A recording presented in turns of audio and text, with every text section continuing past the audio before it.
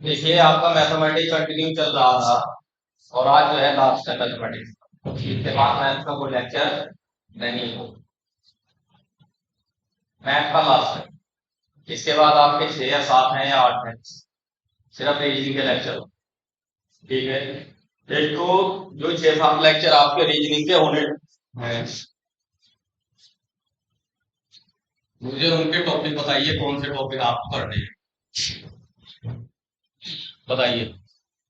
Reasoning के कौन कौन से टॉपिक करने हैं आपको?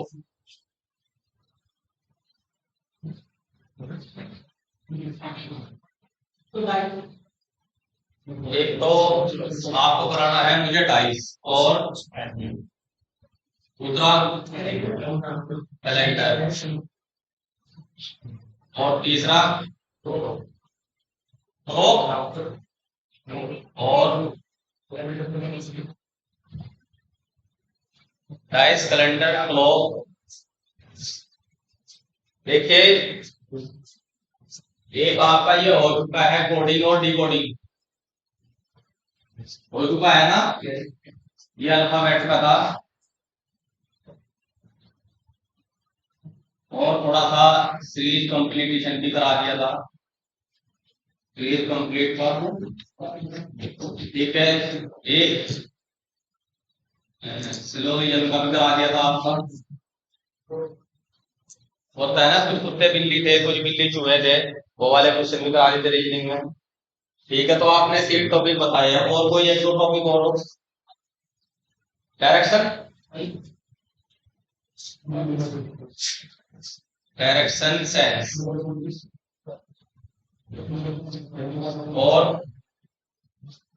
और बताइए। जो टॉपिक लिखवा दो कोई कराऊंगा, उसके बाद होगी करानी है कोई नहीं। कौन सा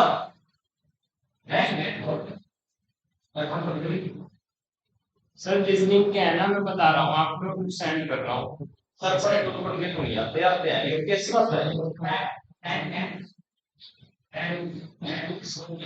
कौन थे? रैंक, रैंक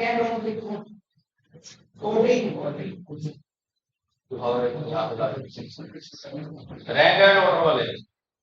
रैंक और ऑर्डर का कोई स्पेशल तो मुझे इतना बड़ा चीज है, दिखाओ उसमें बता दो। फिगर काउंटिंग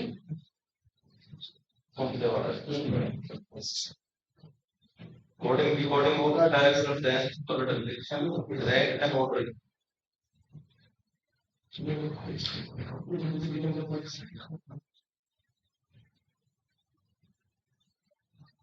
चलो रैंक वाले करा रहे हैं, तो मैंने थोड़ा सा उसका करा था आपसे। हाँ जी, बताओ कौन से टॉपिक कह रहे हैं आप? सिर्फ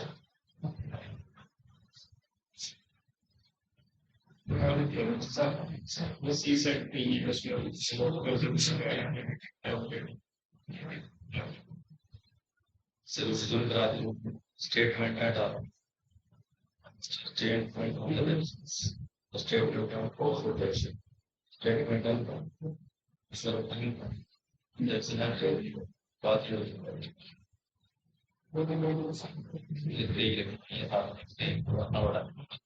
उनका पता क्या है, वीडियो पर चाहिए होता कौन था?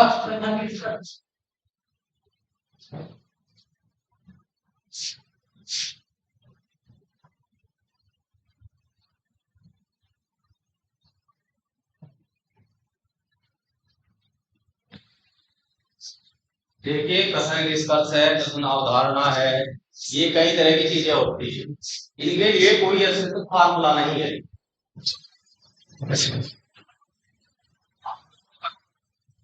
जितने भी ये कथन कारण, कथन अवधारणा या वो निष्कर्ष वाले जितने भी क्वेश्चन होते हैं, इनका एकमात्र रास्ता है वो प्रैक्टिस। जितने ज्यादा से ज्यादा क्वेश्चन आप पढ़ लोगे उतने ही ज्यादा से ज्यादा आपका मेथड सीख लो। समझे? मान लिया अपने यहाँ 5 क्वेश्चन कर लिया, 5 को सीख लिया, आपको छठा लगा आपको नहीं कर पाए, कथन कारण निष्कर्ष सिर्फ क्या चीज होती है इनमें कि कोई स्टेटमेंट कहा गया है, अब उसके आधार पर क्या स्टेटमेंट के आधार पर जो नीचे निष्कर्ष दिया गया है वो सही है या नहीं है, यही हमें जस्टिफाई करना हो। ठीक है, या कुछ हमें अवधारणाएं दे देता है, अवधारणाओं के आधार पर कोई निष्कर्ष निकल पाता है, कोई कोई इसी तरह का आपका अवधारणा दे दी, उससे कुछ ना कुछ वो स्टेटमेंट देगा, कुछ देगा क्या सत्य है असत्य है, वो क्वेश्चन प्रैक्टिस के है। लेकिन अगर एक ये क्वेश्चन थोड़े है टेक्निकली, एक फार्मूला बेस कह लो, इनमें कुछ बताया जा सकता है, उनमें इतना खास बताने का जरूरत नहीं। हाँ, अगर आपको पूरी ही रीजनिंग पढ़ानी होती फिर तो एक एक टॉपिक करा के कोई दिक्कत नहीं, क्योंकि रीजनिंग के भी 20 से 25 टॉपिक है, तो कम से कम 20-25 टॉपिक के लिए 50 लेक्चर चाहिए, तभी कोई चीजें होती है। तो मैं इसलिए कह रहा हूँ यहाँ पे जो है जो मोस्ट इंपोर्टेंट चीजें हैं वो करो। अब देखिए, मैं बता रहा हूँ कि मैक्सिमम जहां तक मुझे उम्मीद है 6 लेक्चर होंगे। कितने लेक्चर होंगे? और 6 लेक्चर होने रीजनिंग के लिए, क्योंकि 2 लेक्चर पहले हो चुके हैं, अल्फाबेटिक कोडिंग डिकोडिंग का करा था, जूलिज्म का भी करा था एक बार। ठीक है, तो टाइप हो गया calendar, clock, direction sense, break and order. अब मुझे मैथ में बताइए आप, मैथ में क्या करना है? मैथ में मैं आपको जो आपका एरिया और वॉल्यूम चल रहा था वो हो चुका है। आप बताइए मैथ में क्या है? एक तो टॉपिक बचा हुआ है आपका कॉम्बिनेशन, परमुटेशन एंड कॉम्बिनेशन का, और प्रोबेबिलिटी का है ना, वो चीज तो आपकी हुई है, यानी कि इसका कॉम्बिनेशन जिसको हम बोलते हैं संचय और एक प्राइम का प्रोबेबिलिटी। आप लोगों में से कितने लोग हैं जो प्रोबेबिलिटी के बारे में कुछ जानते हैं? थोड़ा बहुत भी जानते हैं कोई प्रोबेबिलिटी के बारे में क्या होती है? हाथ खड़ा करें जो प्रोबेबिलिटी के बारे में जानते हैं, ऐसे ऊंचा। 1 2 3 4 5, 4-5 लोग हैं, बाकी नहीं जानते। ऐसे कितने लोग हैं जिन्होंने पहली बार इसका नाम, पहली बार का मतलब वही जो उसके बारे में जानता है, इसके लिए तो पहली बार ही हो गया। 2 टॉपिक तो मैंने लिख लिया, और कोई कुछ, कोई और टॉपिक छोटा मोटा जो लग रहा है आपको हमें कर लेना चाहिए है? मैं सर ऐसा तो पढ़ा चुका हूं मैं। क्या कह रहे? टाइम एंड वर्क इसलिए नहीं करा क्योंकि यूपीएससी में टाइम एंड वर्क के क्वेश्चन नहीं आते, बीसीएस में आया होगा, यूपीएससी में आया था।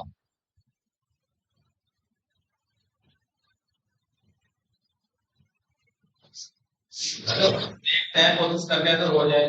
एक्चुअली टाइम एंड वर्क का जो टॉपिक है वो थोड़ा लेंथी है।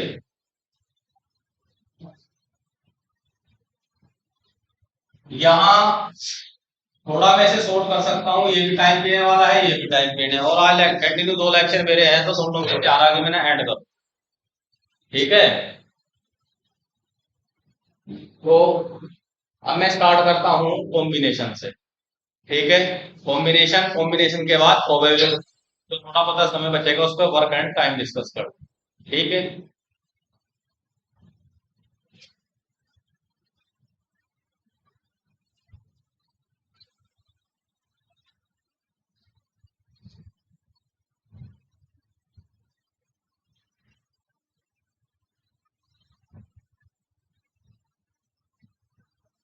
देखिए मैंने लास्ट टाइम एक फार्मूला आपको पढ़ाया था, एनसीआर। कोई बताएगा एनसीआर बराबर क्या होता है? जिन्होंने यहां से पहले नहीं पढ़ा, आप लोगों से पहले भी पढ़ा है, आपसे नहीं पूछ रहा। अच्छा, इसमें एनसीआर वाले में जब मैंने बताया था फार्मूला, मतलब इसे लर्न करना नेक्स्ट क्लास के लिए, कितने लोगों को ध्यान है कि कहा था? मैंने कहा था ना, देखिए मैथ्स का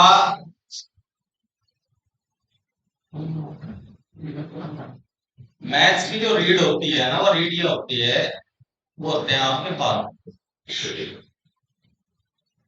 ठीक, हर फार्मूला आप ट्राई नहीं करके दे सकते हैं। तो अगर हमें यही लर्न नहीं है, यही लर्न नहीं है, तो मैथ आपका 0 हो जाएगा, 0/0 कुछ नहीं कर सकते आप।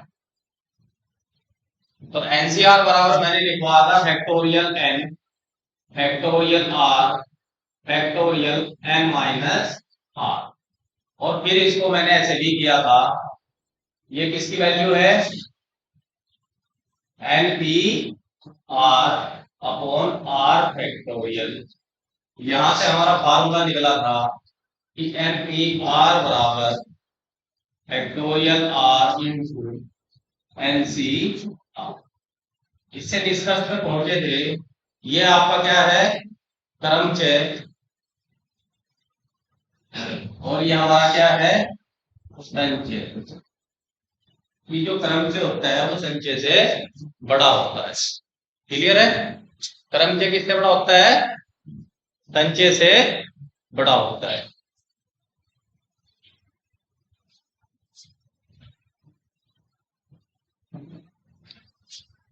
एक होता है हमारा पूरक संचय, पूरक संचय।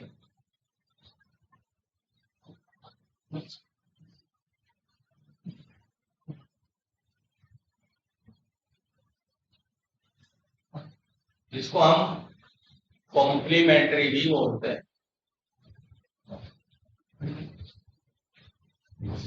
Complementary combination.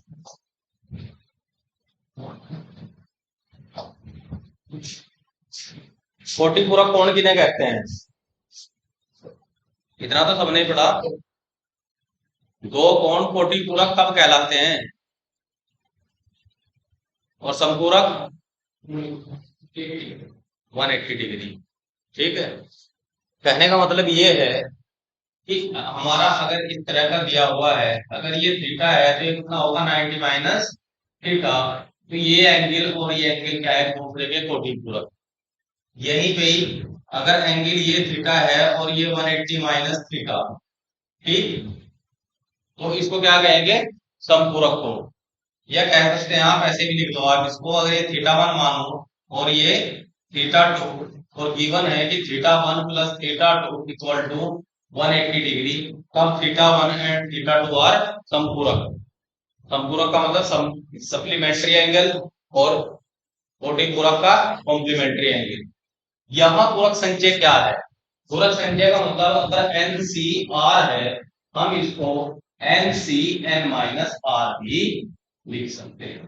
समझे आप, एनसीआर को n C n minus r भी लिख सकते हैं।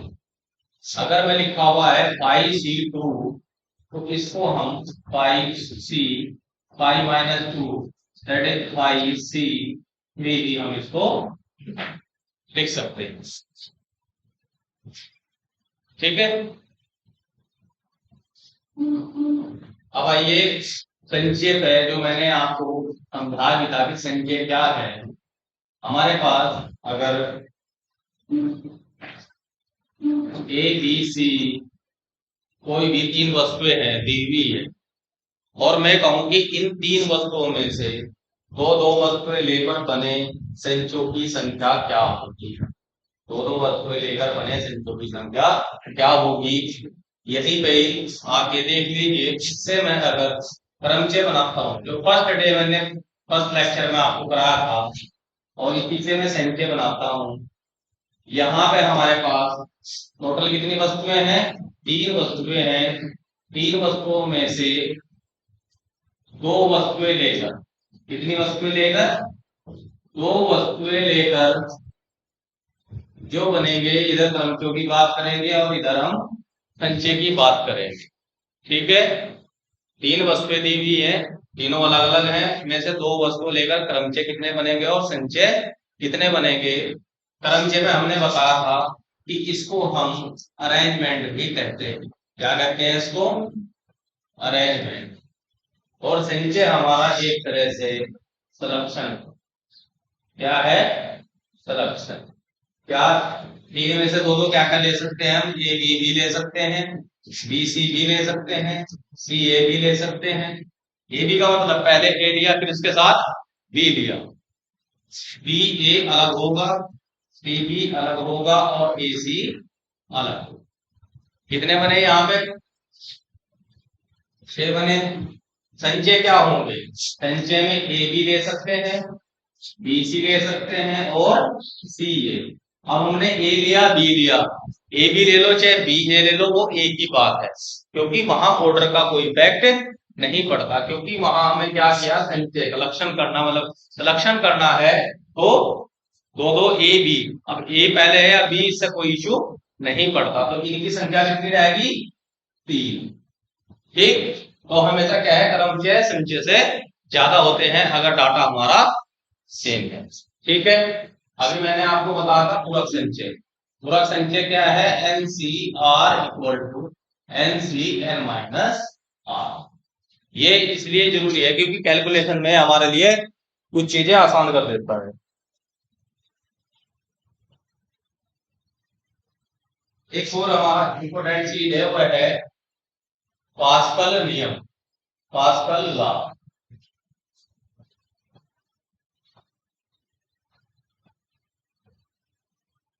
पास्कल नियम क्या है? N C r plus n C r minus 1 equal to n plus 1 सी।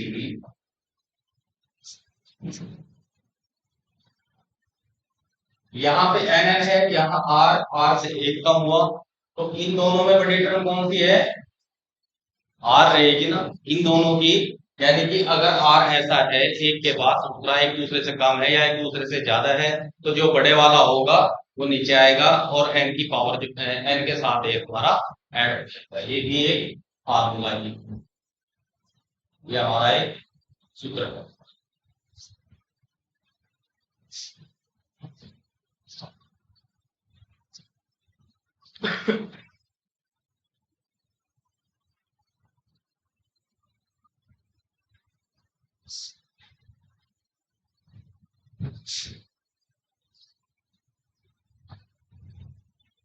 ठीक है। अब आप क्वेश्चन पे आइए। चलने का नहीं सर?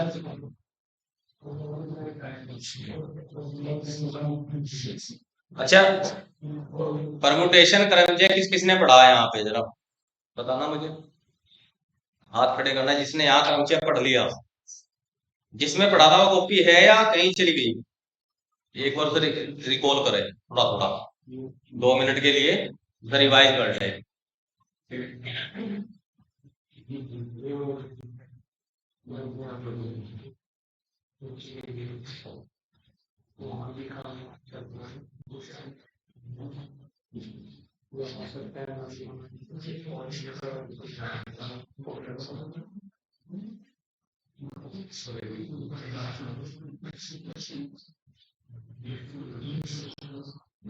अरे मैं तो बच्चे रिवाइज कर रहे, परमुटेशन को मुझे लेक्चर कर दो आज तक। हाँ, एक शुरू का लेक्चर है वो छूट रहा था आपसे, जिसमें एंट्री भी कर डबल है ना साइन मेरे शुरू में ही। आज के तुम लोग छोड़ते हो काउंट, सबसे फर्स्ट यही है 16 तारीख में देखो डबल साइन हो रही ना मेरे। वो इसमें एक स्लाइड है बीपीएससी का, नीचे देखो डबल साइन है है ना, इनमें एक है।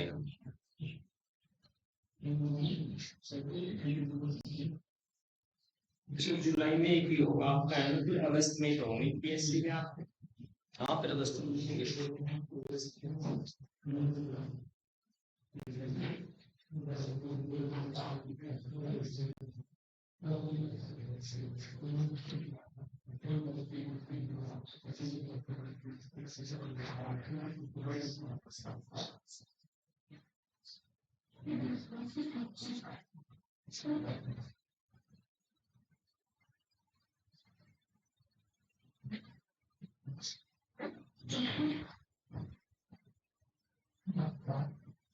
और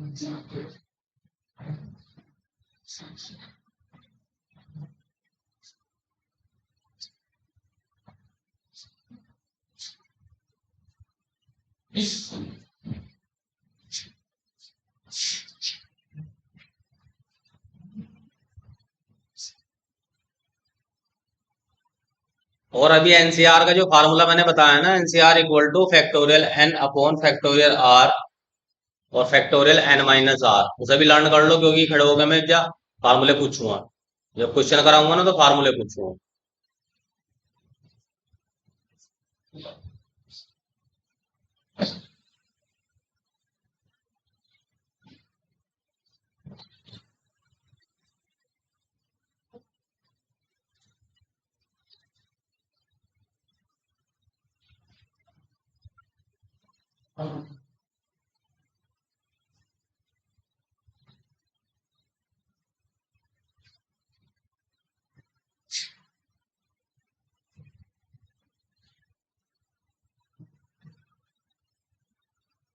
इसको रेस में इस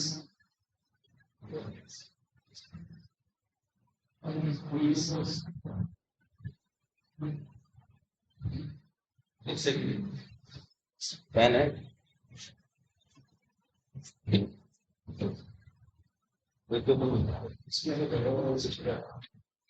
इसमें पीछे निकल जाएगा मुझे डेट से ही बोल दो। हेड के साथ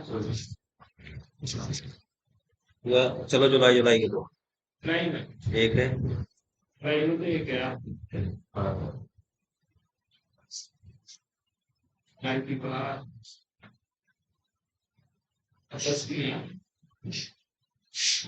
करिए जल्दी रिवाइज। एक एक तो तीन है, चार एक चार, 5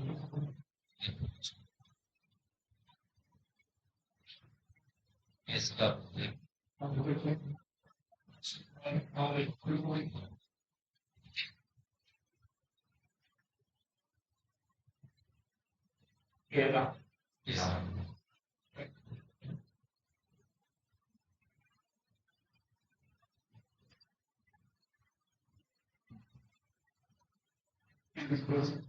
एंटी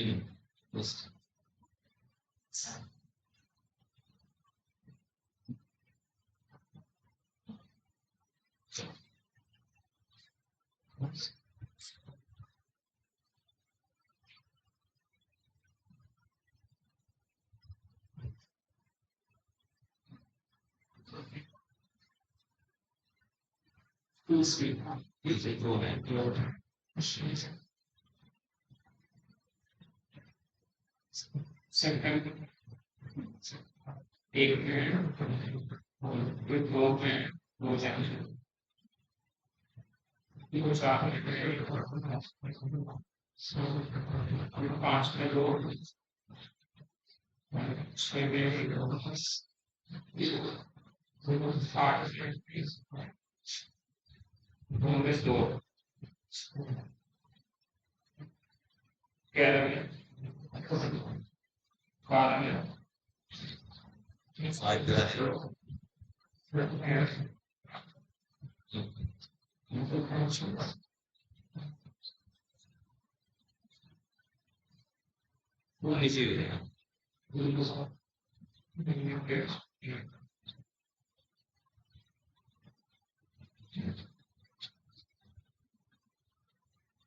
नीचे दोनों लिखे ना तो दोनों को लिख दो, स्थान कर एक दो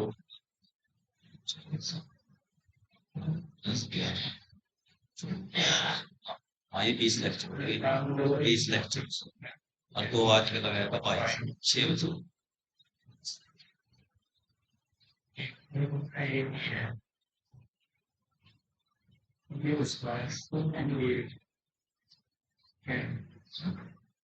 बीस लेक्चर होगी तो हो गया भाई रिवाइज।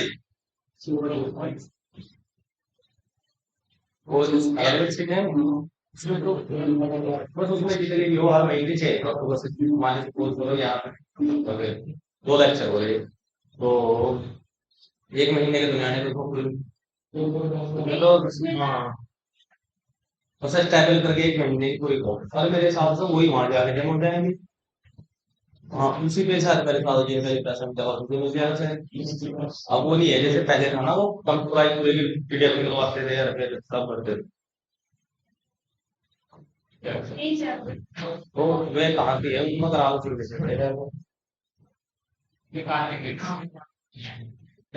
पेपर तो ले कितनी बड़ी बुद्धिमती है यार वो लिए तो आ गया पढ़ ले एक प्रिंट नहीं करवा दे ये एक ही पेपर है वहां से आप गया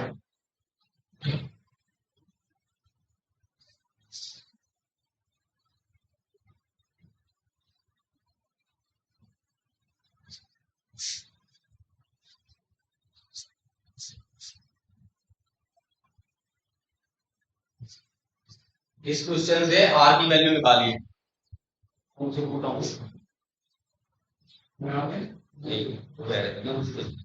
मुझे सेंड कर दिए अभी उसका चेक करेगा मुझे बहुत मतलब कल का हमारी भेज दिया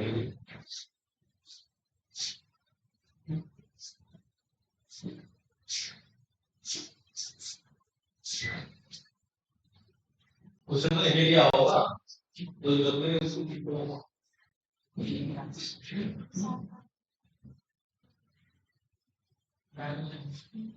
आज वैल्यू निकाल सकते हैं ठीक है ना भाई NCR NCR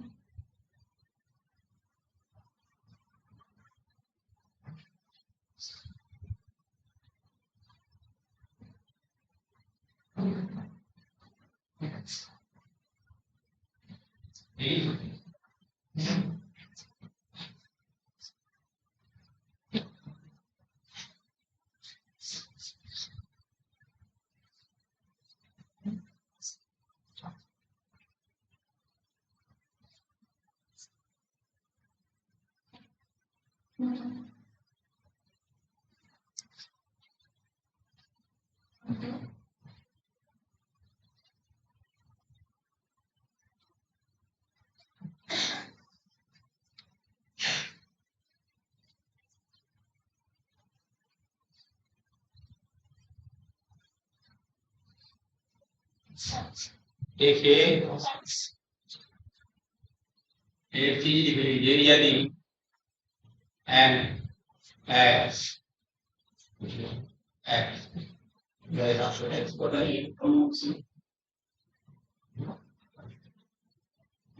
N C x बराबर एन सी वाई अगर दिया हुआ है, एन सी एक्स बराबर एन सी वाई दिया हुआ है, तो यहाँ दो कंडीशन होंगी। फर्स्ट, या तो एक्स बराबर वाई होगा, या फिर दूसरी कंडीशन में एक्स प्लस वाई बराबर, दोनों में से एक चीज जरूर होगी। ठीक है, अब हमें दिया हुआ है एन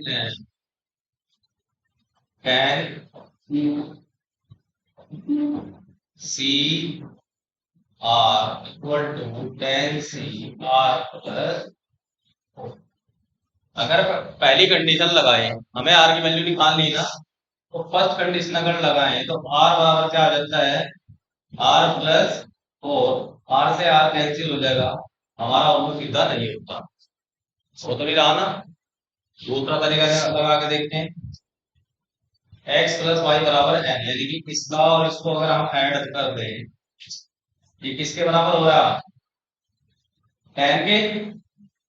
आर आर कितने हुए, टू आर, फोर को दड़ जाएंगे six, two r equal to six, तो आर इक्वल टू थ्री आ गया। ठीक है, यही पे जो फर्स्ट मेथड हमने किया है, हम इसको दूसरी तरीके से तो कर सकते हैं, क्योंकि यहाँ आर से आर कैंसिल हो रहा है, जबकि आर की वैल्यू निकाल ली। हाँ, अगर दूसरा तरीका हम ये लिख दें इसको कि टेन सी आर बराबर लिखा हुआ है ten C r plus four, तो टेन सी आर की जगह हम टेन माइनस आर करते हैं, इसका क्या लिखते हैं, पूरक होता है ना सर। और ये इसके बराबर कर दो आप, ten minus R equal to R plus four, इस आर को धर लीजिए टू आर, फोर को धर लीजिए सिक्स, आर इक्वल टू, ठीक है।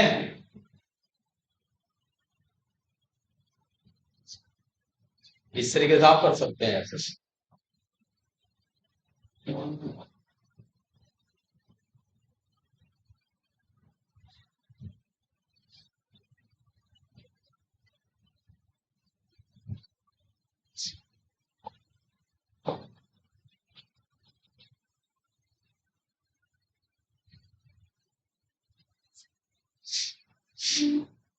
हमारे 11 प्लेयर हैं,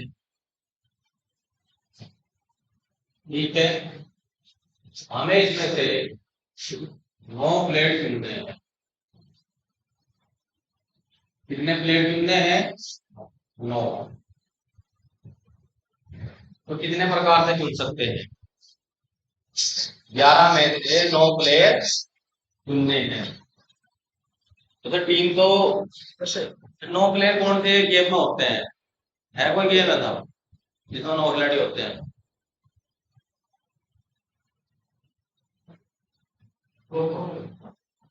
इसमें 9 होते हैं, 7 खो खो में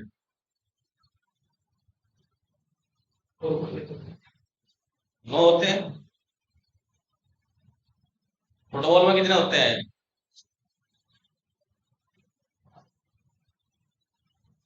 फुटबॉल में कितने प्लेयर होते हैं,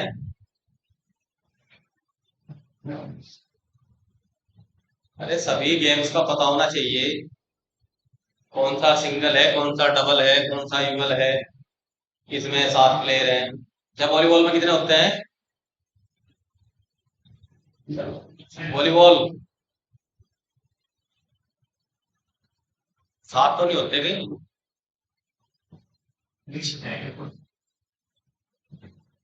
बेसबॉल में कितने होते हैं, किसमें कितने होते हैं, 9 खेलते हैं।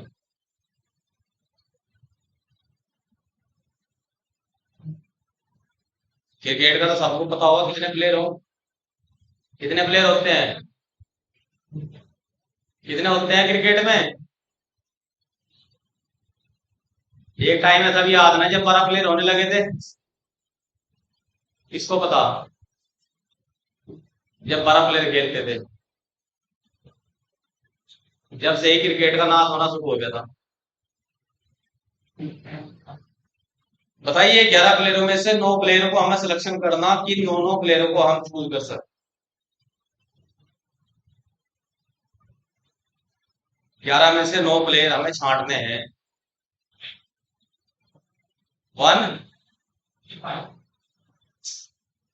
आंसर आ रहा है 155, ओनली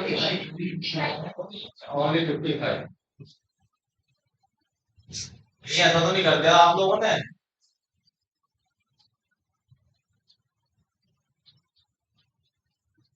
ऐसे भी आगा कुछ।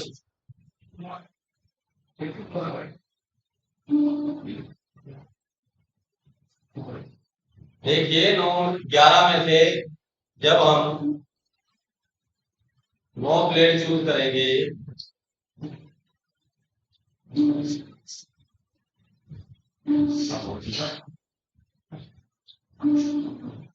11C9 कितना,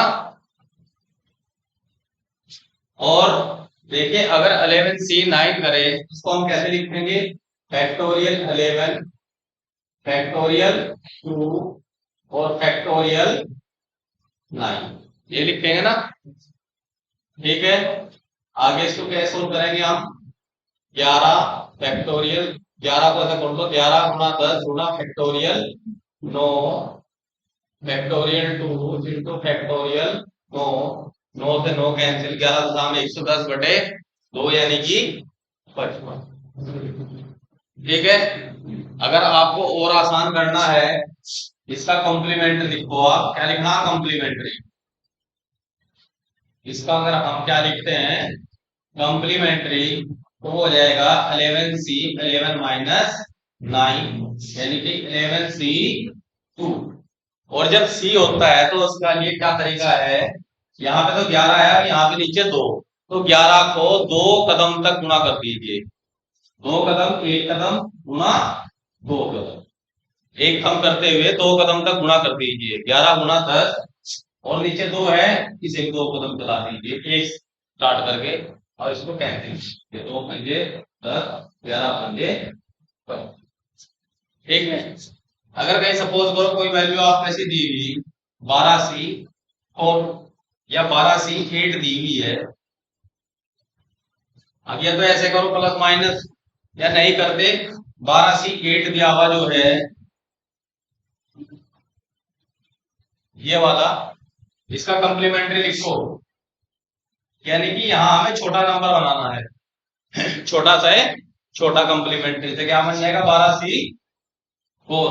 अब 12 को कितने कदम चलाए, 4 कदम, एक एक कम करते हुए, 12 गुना 11 गुना 10 गुना 9, इसको कितने कदम चलाएंगे, 4 कदम, एक से स्टार्ट करते हैं, 1 2 3 और 4, 4 दिए 12, 2 पंजे 10, 11 पंजे 55 गुना, तो 55 देता 550 में से 55 गए 404,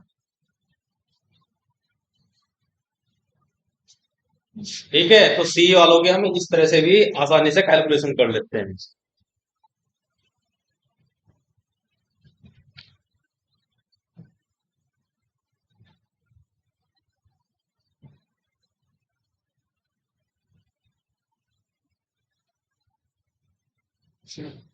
वॉलीबॉल के 12 खिलाड़ियों में से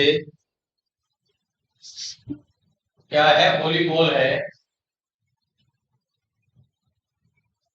ये वॉलीबॉल होता है या वॉलीबॉल होता है, क्या होता है, वॉली, तो बॉल नहीं आती इसमें, बताइए भाई, ये वॉलीबॉल है या वॉलीबॉल है या वॉली वॉलीबॉल है क्या ये? है फर्स्ट वाला है ना ये? मेरे लिखने में जा रहे क्योंकि मैंने देखा था इसमें है क्या, सुनते ही आ रहे।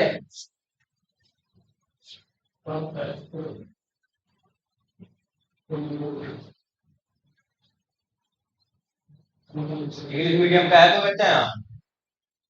वॉली का मतलब क्या होता है?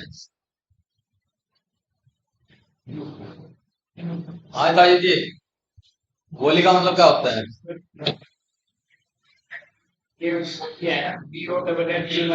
चलो वो स्पेलिंग जो भी होगा तो पता नहीं, BOLLY भी हो सकता है या कुछ और भी हो सकता है, लेकिन वर्ड है हिंदी में वॉली, ये है वॉलीबॉल है ये। बताइए, मेरे हिसाब से वॉली का मतलब होगा उछलकर मारना, जहां तक मुझे उम्मीद है, क्योंकि जो सिर्फ खेलते हैं क्या बोलते हैं तो वॉलीबॉल, वो कहते हैं ना वॉली मारना। वॉली का मतलब क्या होता है? जब वो उछल के मारते हैं ना बॉल में अच्छी तरह से, और इसे देसी भाषा में बिल्कुल वैली में है, जैसी वैली मारी उसको उठी हुई बॉल कहते हैं ना होगा, अगर खेले हो कभी तो उसमें किसी तो। चलो जो भी मीनिंग होगा तो छोड़िए। 12 प्लेयर हैं, 12 प्लेयर में से हमें 9 प्लेयर छांटने हैं।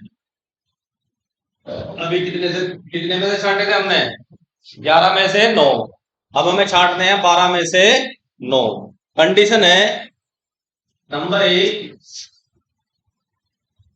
कप्तान को रखना आवश्यक, कप्तान को रखना आवश्यक है। देखा किसी ने गूगल पर कर देख लिया होगा। क्या है? क्या करना? फायर करना, यानी कि साइंस लगभग वही गई। फायर करने का मतलब क्या होता है?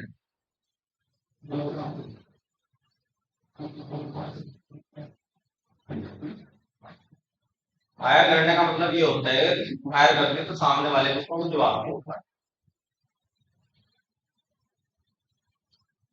आक्रमण करना। कप्तान को रखना आवश्यक है, तो कितने प्रकार से चुन सकते हैं? सब पढ़े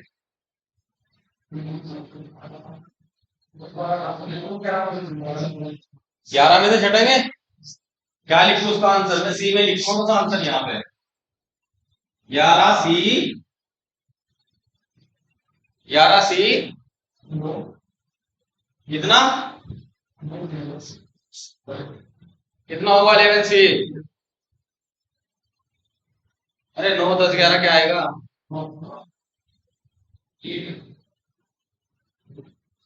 जब कप्तान को रखना आवश्यक है तो कप्तान ही नहीं होगा ना, एक कप्तान निकाल के हमने यहां रखा दिया। ये कितने बच्चे? 11। ठीक, अब कप्तान हमारी टीम में आएगा। टीम कितने प्लेयर की थी? 9 की। एक तो फाइनल कर लिया, और कितने प्लेयर चाहिए हमें? ये भी तो एक नंबर कम हो जाएगा ना। तो हमें 11 में से कितने छांटने हैं? 8। ठीक है, कभी कोई ऐसा दे दे कि 12 में से 11 प्लेयर छांटने हैं, जबकि कप्तान और विकेट कीपर पहले ही ले लिया गया हो। क्योंकि देखा हुआ आपने, जब टीम की घोषणा होती है, रेयर केसेस है कि 2 विकेट कीपर रखते हो। अन्य एडिशनल में आपको बॉलर भी मिलेंगे, बल्लेबाज भी मिलेंगे, ऑलराउंडर भी मिल जाएंगे, विकेट कीपर को नहीं रखते। ये लगभग एक अस्थायी पद रहता है, जब चलता है कई कई साल तक इंडियन क्रिकेट में, वो अस्थायी पद होता है। महेंद्र सिंह धोनी से पहले विकेट कीपर कौन थे?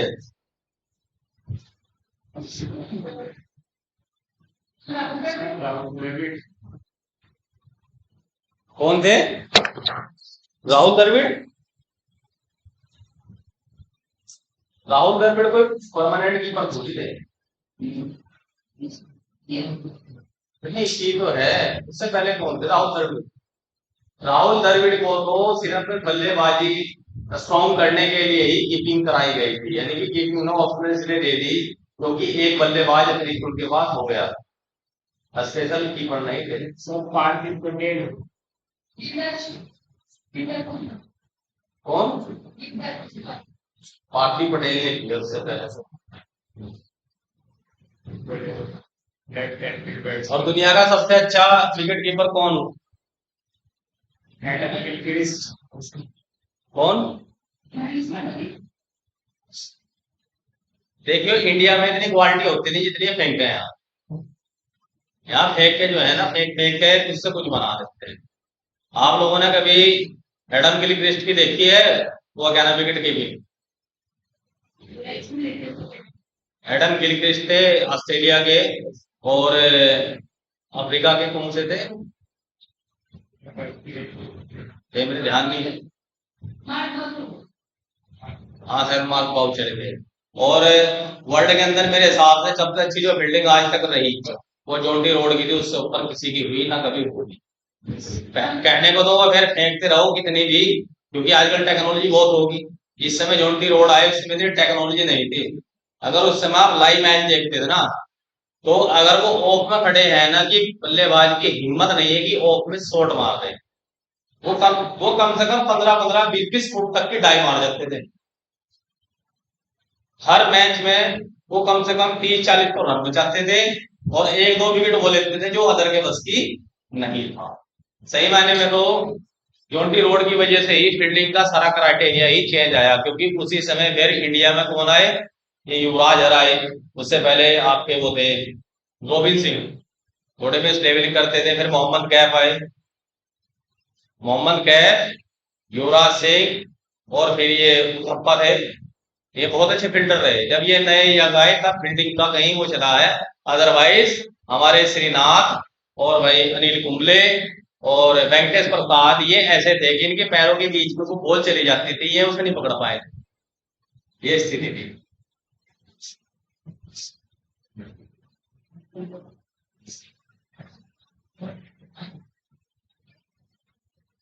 दूसरा क्या हुआ है, एक खिलाड़ी के चोट लग गई। एक खिलाड़ी, जो 12 खिलाड़ी थे, इनमें से एक खिलाड़ी को चोट लगने पर, अब बताइए, चोट लगी क्या तो खिलाएंगे? खिलाने के तो नहीं। तो फिर कितने प्रकार से चुन सकते हैं? कितने? 10 सी 11 सी 11 सी 9। प्लेयर तो 9 ही चुनने, वो चोट लगी तो उसे भी कम कर देंगे वहां से। कोई चलो 8 की टीम बना लेंगे, 5 छाट लिया। एक है वो छोड़ दो, वो अलग क्वेश्चन था, अलग अलग कंडीशन थी वो।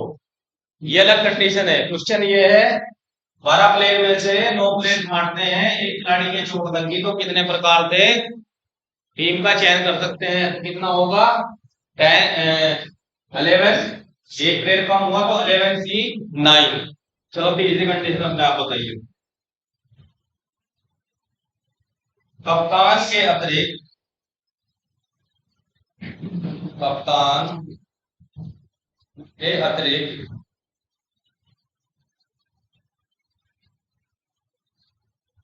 एक गोली मारने वाले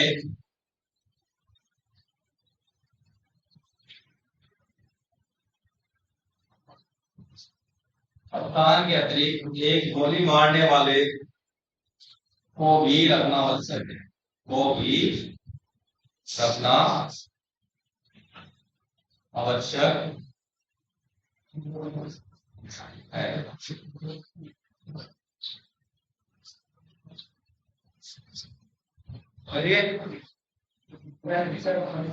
डैन सी समझ में आ गया सभी के?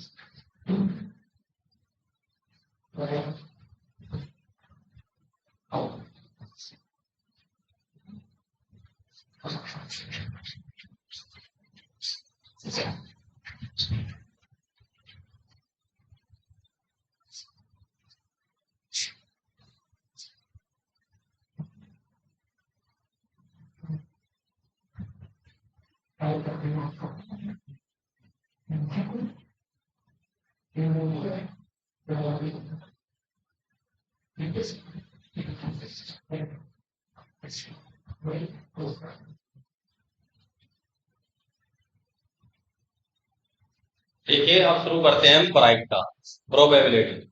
ठीक है, प्रोबेबिलिटी एक्चुअल में है क्या? हमेशा हम जब प्रोबेबिलिटी की बात करते हैं, ये किसी भी इवेंट की बात करता है, किसी भी घटना की बात करता है। ये घटना मान लो, किसी काम को मान लो, क्या वो काम हो सकता है या नहीं हो सकता? अगर हो सकता है तो उसकी प्रायिकता क्या है, नहीं हो सकता तो उसकी प्रायिकता क्या है? प्रायिकता का प्रयोग हम अपने जीवन में करते हैं। बस वो अलग बात है कि 50-50 करते हैं। क्या करते हैं? मान लिया आप एग्जाम देने गए, एग्जाम देने की तो बात रही दूर की, शुरू में ये देखते हैं यार हम पास होंगे या नहीं, पास होंगे या नहीं। उस वक्त यही देख रहे हैं आज मैंने अपना होमवर्क नहीं किया, मैडम पिटाई करेगी यार। कैसे आकलन लगाते हैं? अब करेगी या नहीं करेगी, इसके कितने परसेंट चांस बताइए।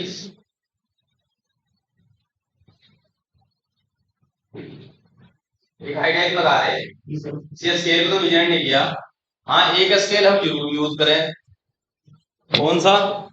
हम यूज करते हैं परसेंट वाला। ठीक भाई, तेरे तो 50% चांस है या 80% चांस है, 99% चांस। और भी कहीं यूज नहीं करते।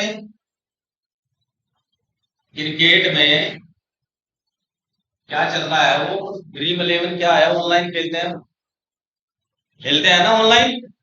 ड्रीम 11 या कुछ और है वो? मैं तो कभी पहले यही नाम सुना था, पता नहीं क्या होगा। इसमें कुछ पैसे बन भी जाए या खुद से ही है?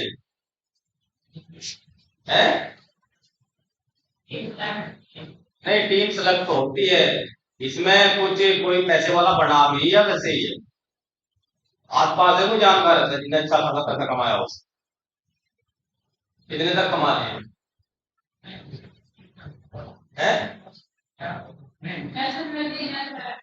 क्या कह रहे हैं? जिसने कमाए 1.5 लाख में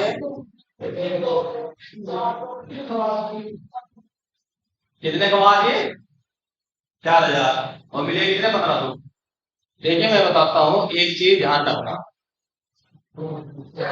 ये ड्रीम 11 वगैरह वगैरह क्या है भाई साहब, ये मार्केटिंग है एडवर्टाइज कंपनियों की। ये इतना पैसा देने के नहीं जितना हमें एडवर्टाइज से मिलता है। अब मैं बताता हूँ इनसे करोड़पति कौन बनते हैं। एक चीज ध्यान रखना, बिजनेस ठीक, और एक होता है सट्टा लगाना। ठीक, दोनों में क्या डिफरेंस होता है? बाई दफा हम क्या करते हैं, जैसे मान लिया ड्रीम 11 खेल रहे, या मोबाइल पे कोई ट्रेडिंग कर रहे, या हमने मान लिया क्रिप्टो करेंसी ले ली, ये जो इस तरह की एक तरह से वर्चुअल इन्वेस्ट जो हम करते हैं, या जहां हम अपना दिमाग लगाकर सोचते हैं कि शायद हम पैसे वाले बन जाएं, ट्रेडिंग में भी ऐसा ही होता है ना। तो बिजनेस क्या होता है, बिजनेस को आप अफेक्ट कर सकते हो। अफेक्ट मतलब आप में कैलिबर है, आप में दिमाग है, सारी चीजें हैं, आप अपने टैलेंट के द्वारा उसे प्रभावित कर सकते हो। अगर उसकी प्रोडक्शन बिजनेस की या प्रॉफिट आपका 10% जा रहा, आप उसे 100% पे ले जा सकते हो अपनी मेहनत के बल। जिस चीज को आप अपनी मेहनत से, अपने प्रभाव से, किसी भी तरह से अपने टैलेंट से आप प्रभावित कर सकते हो, वो बिजनेस है। ठीक है। और जिसको अगर अपने 24 में से 24 घंटे भी दोगे, कितने 24 में से 24 घंटे भी देंगे, और आप उसका 1% भी बाल भी बांका नहीं कर सकते उसको। ट्रेडिंग में जहां मार्केट जानी वहां जाएगी, आपके कहने से नहीं रुकेगी। ठीक। ड्रीम 11 की आपने टीम सेलेक्ट कर ली, इतने बॉलर हैं, इतने बल्लेबाज हैं, ये फील्डर हैं, जो भी हैं, बस इतना जरूर करोगे हाथ जोड़ के कि बस इसका स्कोर इतना हो जाए, इसका विकेट यहाँ गिर जाए, इसका क्या होगा, अटकलें लगाते रहोगे, भगवान से प्रार्थना करते रहोगे, अपने मोरल डाउन करोगे, अपना जो मेमोरी है वो डैमेज, सिर्फ एक टेंशन बाजी है। क्योंकि अगर इनसे कोई करोड़पति बना करता है इससे, वो अलग बात है कि रेयर केस में किसी का तुक्का बैठेगा, किसी का तुक्का बैठ गया। अब वो क्या है, एक का तो हो गया अपना बेड़ा पार, लेकिन वो कई लाखों करोड़ों का बेड़ा गर्क कर गया, समझ रहे। बाकी सब सट्टा है, सिर्फ सट्टे के रूप परिवर्तित है। एक तो अनऑथोराइज सट्टा चलता है, इसे क्या बोलते हैं, देखा होगा कहीं आसपास, अगर आपने साईवाड़ी बोलते हैं। अनऑथोराइज है। ऑथोराइज सट्टा कौन सा है, लॉटरी सिस्टम। ठीक है। मोबाइल में दुनिया भर के ऐप आ रहे हैं, सब अनऑथोराइज है। खेलो, अपना भविष्य बर्बाद है। कोई पैसे वाला नहीं बनता उनसे, वो 10 बार आपको देंगे, 11वीं बार सारा ले लेंगे प्यास से। बिल्कुल ये तय है, कोई भी बड़े से बड़ा आप गैम्बलिंग कर लो, सारे में रिजल्ट निकल के माइनस में ही आता है। और कई लोग ऐसे होते हैं, वो इतने डिप्रेशन में चले जाते हैं, या समझे अपना सब कुछ बर्बाद कर देते हैं। जैसे कि आजकल ऑनलाइन गेमिंग का बहुत चल रहा, गेम खेलने का। जैसे एक वो गेम चला था पबजी, ज्यादा भी चल रहा होगा, 2-4 और गेम जिन्होंने बच्चों के ब्रेन वॉश कर दिए, खत्म कर दिए बच्चे। तो इन चीजों से बचे, इन चीजों से बचना है भाई, अगर कामयाब होना है। ठीक है। बस इतना ही अनुमान ठीक है कि बारिश होगी या नहीं होगी। इसने वेदर टेलीकास्ट देखा है, मौसम, जैसे आजकल गूगल पे आप देखते हो तो मौसम का कभी क्लिक किया हो, तो वहां पे आता है कि जो बारिश वर्षा की जो संभावना है, इसकी वर्षा की संभावना, वहां एक इस तरह का ग्राफ बना मिलेगा आपको। यहाँ दिखाएगा 10%, 20, 50, 40 हो गया, फिर 10 पे आ जाएगा, फिर 50, यहाँ इस 7 AM, 8 AM, 9 AM, 10 AM, इतना टाइम लिया होता है ना ग्राफ। इसका मतलब यह है कि भाई 8 बजे 40% चांस है कि बारिश होगी। भाई 50-50 से कम पे तो फिर ना के चांस ही होते हैं ना भाई। अगर हम किसी चीज को कहें यहाँ और यहाँ, मैं कह रहा किसी कोई वर्क है, ये नो है, ये इसके लिए यस है। ठीक। अब नो और यस का बीच कहां मिलेगा, यहाँ पे, इसको हम 50-50 मान लेते हैं। ठीक। अगर यहाँ कोई लाई कर रहा तो मोर देन 50 हो गया, संभावनाएं यस होने की है। लेकिन जब 50 से कम आएगा तो संभावनाएं नो होने की है ना। और एक वर्ड है इंग्लिश में, में माइट और मस्ट, कोई बताएगा क्या मतलब है उसका।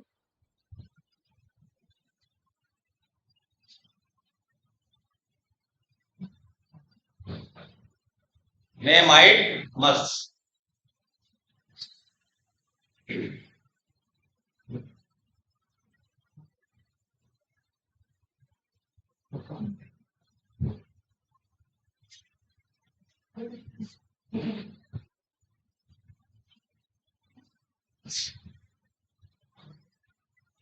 सर मैं तो यहाँ पे स्टेट होता है, मान लीजिए मैं किसी से परमिशन लेनी है अपने से बड़े से, ठीक है, टाइम हो गया, ये तो स्टेट होता है।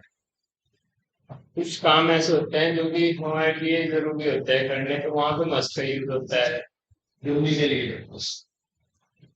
और माइट ये कह दीजिए, आप ही तो कर लेंगे। देखिए मैं बता रहा हूँ, इसका जो मैंने कहीं पढ़ा है, और पढ़ा क्या, जहां तक उम्मीद है वो 100% से सही होगा। मुश्किल है कि आप लोगों में से कोई इसे नकारे।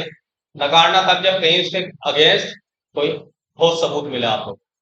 लेकिन इनका जो रीजन होता है, जब हम कोई भी वर्क की बात करते हैं किसी भी काम के लिए, जब उसकी चांसेस 50% होते हैं तो आप माइट यूज करते हैं, और जब लेस देन 50 होता है तो मे, और जब ग्रेटर देन 50 तो मस्ट।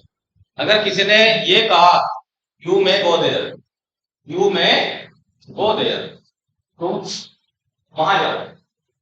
अगर नहीं भी जाओगे कोई खास इशू होने वाला, क्योंकि उसने क्या वर्ड यूज किया, यू मे। दूसरा, यू माइट गो देयर, तो उस कंडीशन में क्या होगा, 50-50 है जब भी मतलब। अगर उसने मस्ट लगा दिया, क्या लगा दिया, मस्ट, तो उसके बाद फिर आपके अगेंस्ट एक्शन होना ही होगा। ठीक है। और मस्ट से भी खतरनाक है वर्ड, मस्ट तो है ही है, have to. You have to go there, you have to go there, आपको जाना ही पड़ेगा। अगर सेंटेंस बना दे you will have to go there, तो आपको जाना ही पड़ेगा। ठीक है। तो ये जो मे माइट मस्ट है, मिल गया। जब कभी कहीं पढ़ने को मिलना, देखना कि साइंस ये सही है या नहीं है, ये तो सही है। ऐसा ही है ना। यानी कि कहीं ना कहीं इनके अंदर विनम्रता है, फोर्सफुली नहीं है, पोलाइटली एक तरह से रिक्वेस्ट है। क्या है, it is use in case of request, ठीक, and it is use in case of order. इस कंडीशन में यूज होता है ऑर्डर। ठीक है। जैसे हम प्रतिशतता को हमेशा 100% मान के चलते हैं अधिकतम, बाकी चाहे तो 200%, 500%, 600% हम कुछ भी कहते रहे, लेकिन जो बात है वो 100% ही। 100% का मतलब फाइनल है, 100% से आगे कुछ नहीं होता। अगर 100% से आगे कुछ है तो वो फिर गुना में है, कि 1.25 गुना, 1.5 गुना, 2 गुना, 10 गुना। अब मान लिया हम कहें कि भाई उसका 5 गुना, या फिर उसका 500%। ठीक है, साइंस एक ही अच्छी है, लेकिन ये 500% थोड़ा हंसाने वाली चीज है। 5 गुना कह देंगे सीधा समझ में आ जाए, भाई 100 का 5 गुना कितना हुआ, 500 रुपये। अब 100 रुपए का 500% कितना हुआ, वो थोड़ा परेशान करेगा ना। तो ये थोड़ा चेंज कर दिया, लेकिन परसेंटेज अपने आप में 100% किसी काम का होना यस है, बिल्कुल। क्या है, यस।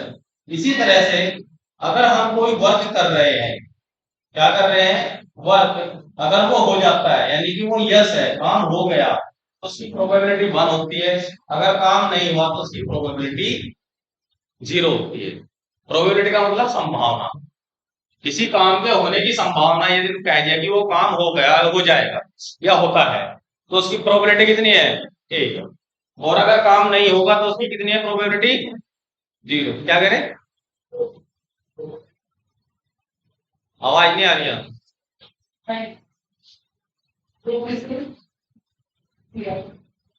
प्रोबेबिलिटी जो होती है, अगर कोई काम नहीं हो रहा, भाई वो काम होगा नहीं, ठीक है, अभी बारिश नहीं होगी, तो प्रोबेबिलिटी 0 है। और मैं कह रहा कि बारिश होगी, बिल्कुल 100% कह दिया मैंने कि बारिश होगी, तो 1 होगी। तो जैसे परसेंटेज हमारे 100 का पैमाना होता है परसेंटेज में, प्रायिकता में पैमाना हमारा 0 से 1 के बीच में जाओ। ठीक है। अगर नंबर लाइन पे चले आप, यहाँ 0, 1, 2, इधर -1 होता है, इधर माइनस, तो जो प्रोबेबिलिटी रहती है वो इसके और इसके बीच में रहती है। अब जब इसके और इसके बीच में है, तो डेफिनेटली प्रोबेबिलिटी चली गई आपके फ्रैक्शन में, यानी कि जो प्रायिकता आएगी वो हमेशा किसमें आएगी, आपकी इनमें आएगी, और लेस देन इक्वल टू 1। या सीधा कहूं कि जो प्रोबेबिलिटी है आपकी वो यहाँ का ही करती है।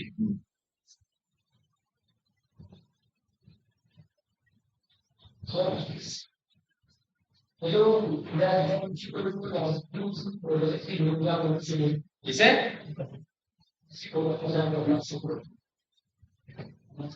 हमारी जो प्रोबेबिलिटी होती है यहां स्टैंड करती है, ठीक। इसको याद करने का तरीका ये है, ये जो हमारा चिन्ह है ये वाला, ठीक, ये चिड़िया का मुंह ऐसे खुलता है ना, बस जिधर चिड़िया का मुंह खुले इधर की संख्या बड़ी होती है और इधर की संख्या छोटी होती है। हिंदी मीडियम हो इंग्लिश मीडियम है, पढ़ते इसको लेस देन ही, क्या पढ़ते हैं, LES, लेस मैंने कम, और देन। अब देन बताओ THEN आएगा या THAN आएगा, क्या आएगा, AN वाले हाथ खड़े कर लो, और EN वाले THAN, और इन दोनों का मतलब क्या है,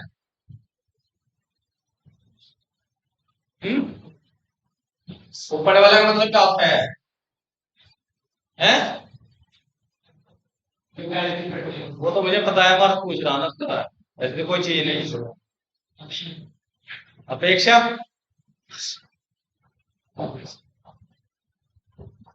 और इसका ठीक है, तैर का मतलब अपेक्षा है, लिख लो, या से वर्ड के लिए यूज होगा, ठीक है। लेस देन THAN, और जब यहां पे ये भी लगा दो तो लेस देन और इक्वल टू, यानी कि यहां पे लिख रहा हूं इस तरह से कि ये लिख दिया है, इसका मतलब क्या है, ए या तो छोटा है, ए लेस देन या उसके बराबर है, इसका मतलब समझ गए, ए लेस देन और इक्वल टू बी, और जब ग्रेटर देन है तो फिर हम क्या बोल लेंगे, ए ग्रेटर देन बी। मान लिया अगर ऐसे दिया हुआ है ए ग्रेटर देन और इक्वल टू बी, समझ रहे, इसका मतलब ये इक्वल का साइन है ना, लेस देन भी हो गया इक्वल भी हो गया, ठीक है, इसलिए लगाया है वो दी, और कोई कारण हिस्सा है।